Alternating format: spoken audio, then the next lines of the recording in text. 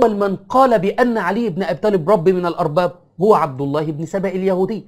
هل الشيعة الآن يسيرون على نهج عبد الله بن سبأ اليهودي وهم سبائية فعلا ويقولون بربوبية علي بن أبي طالب؟ الحكم لك عزيزي المشاهد حينما ترى معي هادي الربيعي أحد كبار علماء الشيعة ماذا قال عن علي بن أبي طالب. يوم القيامة، وأنا أريد أنوه على فد شيء. علي بن أبي طالب إن لم يكن قبره في النجف فهو قبره في نفوسنا، وعلي بن أبي طالب ربنا يوم القيامة.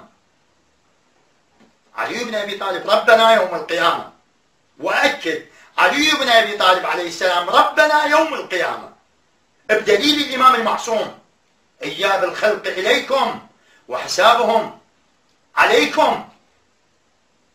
هذا دليلنا احنا. علي بن أبي طالب يوم القيامة يكون رب من الأرباب ويحاسب شيعته، وأنتم المخالفين لعلي بن أبي طالب وأتباع علي بن أبي طالب إن شاء الله يوم القيامة في قبضة علي بن أبي طالب، ويريكم نار جهنم وبئس المصير إن شاء الله، وإن شاء الله يدخل شيعته في الجنة.